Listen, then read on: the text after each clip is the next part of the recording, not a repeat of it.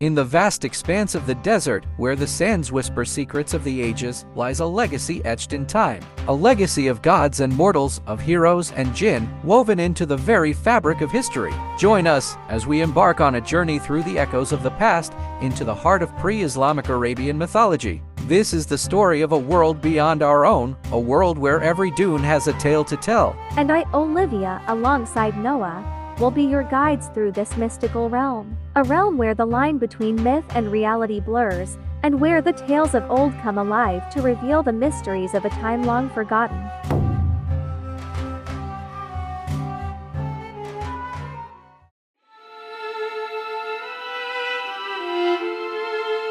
Imagine a time long before the bustling cities and grand civilizations we know today, a time when the Arabian Peninsula was a tapestry of thriving cultures and mystical beliefs. Welcome to the enigmatic world of pre-Islamic Arabian mythology. It sounds like a world shrouded in mystery. Precisely, it's a realm where gods and goddesses roamed the dunes, and the stars were not just celestial bodies but the homes of divine beings. So, who were these deities that ancient Arabs believed in? Let's start with Alat, often considered the mother of the gods. She was revered across Arabia, and her influence was so profound that her name itself became a generic term for a goddess. And what about tales of heroes or legendary creatures? Did they have those? Oh, absolutely. Take the story of Antara ibn Shaddad, a real historical figure whose legendary exploits were woven into the fabric of Arabian folklore. His tales of valor and romance are still told to this day. That's fascinating. It's like he was their version of Hercules or Achilles.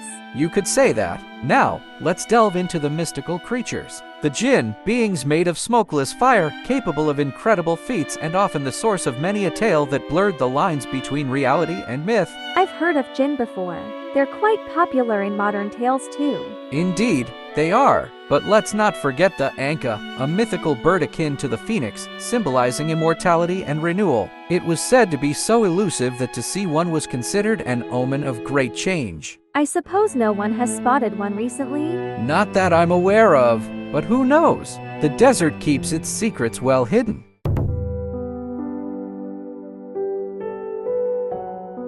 As we journey deeper into the heart of Arabian mythology, we find ourselves amidst the whispering dunes, where every grain of sand holds a story. Stories hidden in the sand? That's poetic.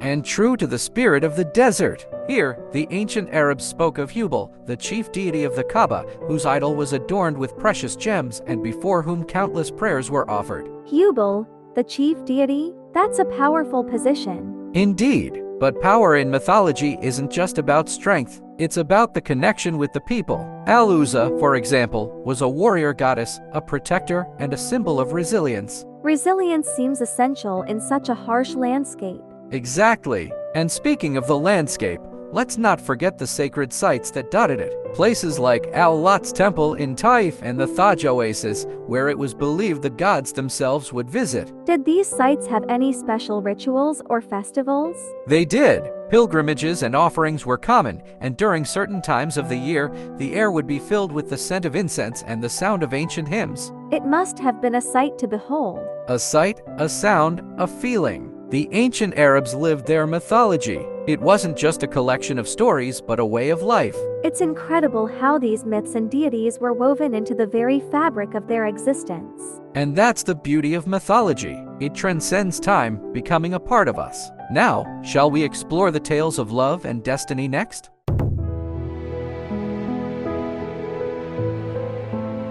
In the tapestry of Arabian mythology, the threads of love and destiny are intricately woven together, creating stories that resonate through the ages. Love stories always have a way of capturing the heart. They do, and in the deserts of Arabia, they captured the soul as well. Take the tale of Kay's and Layla, a story of love so profound that it transcended life itself. Kay's love for Layla turned him into Majnun, the madman, wandering the desert composing poetry for his beloved. It's like Romeo and Juliet, but with the endless desert as their backdrop. Exactly. And just as Shakespeare's tale echoes in the West, the legend of Majnun and Layla echoes in the East, a testament to the power of love. Were there any deities associated with love? Interestingly, love was more a matter of fate than the domain of a specific deity. However, Al-Qam, the god of war and night, was also a guardian of caravans. He ensured safe passage for lovers and travelers alike under the cover of darkness. A protector in the night. That's quite romantic.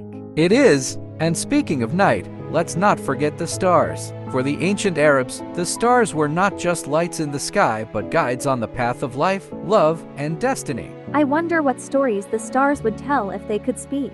Perhaps they would tell us that we are all part of a larger story, each of us a star in the constellation of humanity. That's a beautiful thought. And it's these thoughts, these stories, that remind us that while the sands may shift, the essence of these tales remains. Now, are you ready to hear about the battles that shape the land and the people?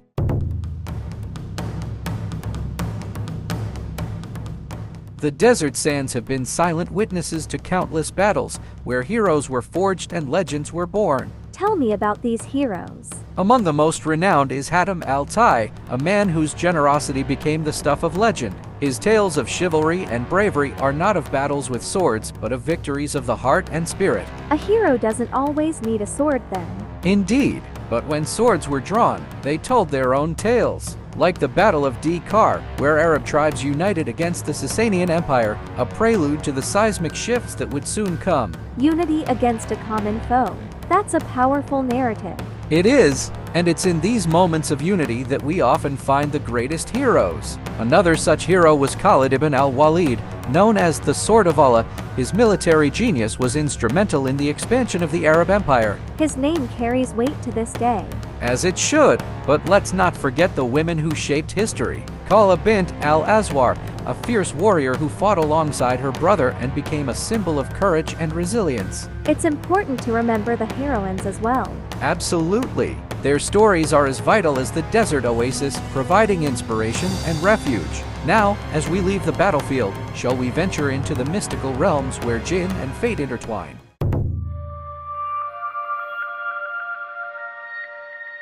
Beyond the dunes and the tales of mortals lies the veil of the unseen, a realm where the Jinn reign and fate weaves its intricate web. A realm unseen? That's where the magic happens, right?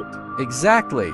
This is where the Jinn, neither wholly good nor evil, dance on the edge of our reality. They are the shapeshifters, the tricksters, and sometimes the wise. What kinds of stories come from this realm? Stories that teach us about the balance of power and the importance of respect. Like the tale of King Solomon, who could speak to animals and command the Jinn, not through force, but through wisdom and understanding. Respect is a powerful thing. It is, and in this realm, respect could mean the difference between harmony and chaos. The Jinn were known to bestow gifts upon those who honored them, and curses upon those who scorned them. So, they were like nature, unpredictable and to be revered. Precisely, and just as nature has its guardians, so did the unseen realm. The Jinn, for instance, were lesser-known beings of the desert, often considered the allies of the Jinn. Allies of the Jinn? That's a new one for me.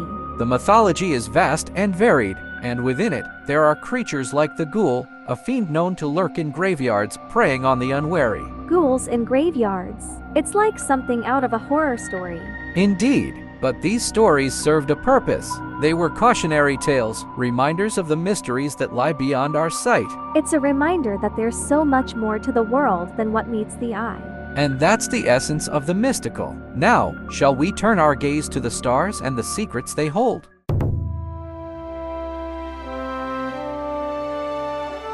As we lift our eyes to the heavens, we see a tapestry woven with the brilliance of stars, each one holding a secret from the ancient Arabian Nights. The stars have always been a source of wonder. They have, and to the ancient Arabs, they were more than just points of light. They were the abode of gods and the map of destinies. The constellation of Al-Thuraya, the Pleiades, was especially significant, believed to be the seven sisters, daughters of the night. Daughters of the night. That's a beautiful image.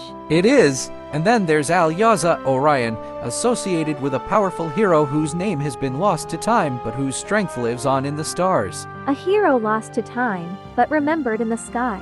That's poetic justice. Indeed. The stars were also guides for the nomadic tribes, leading them through the desert and the seasons. The appearance of certain stars heralded the time for travel or harvest. So, they were like a celestial calendar. Precisely, and among these celestial bodies, the moon held a place of honor. Hillel, the crescent moon, was a symbol of new beginnings and the passage of time. The moon is a constant companion, even in our modern nights. A companion that has witnessed the rise and fall of empires. The ancient Arabs also believed in Aldebaran, the follower, a star that chases the Pleiades across the sky, a cosmic game of catch that never ends. I'll never look at the night sky the same way again. And that's the magic of mythology. It transforms the way we see the world around us. Now, as our journey through the Arabian myths comes to an end, let's reflect on the legacy they've left behind.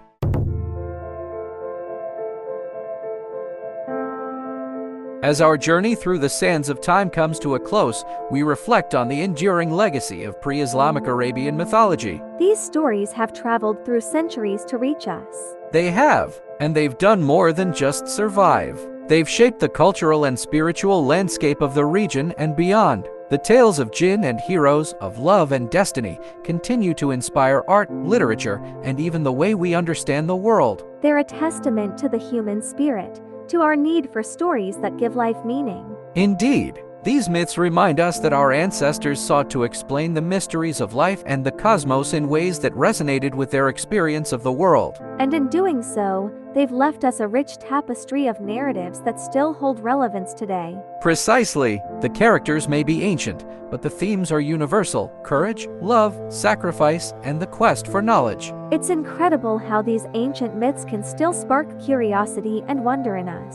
That's the power of storytelling. It bridges the gap between the past and the present, between the sands of the desert and the concrete of our cities. So, while the world has changed, the essence of these stories remains the same.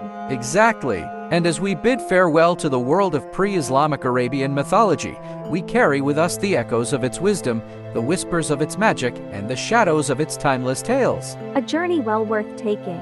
And one that will continue to unfold in the hearts and minds of those who dare to explore the dunes of legend.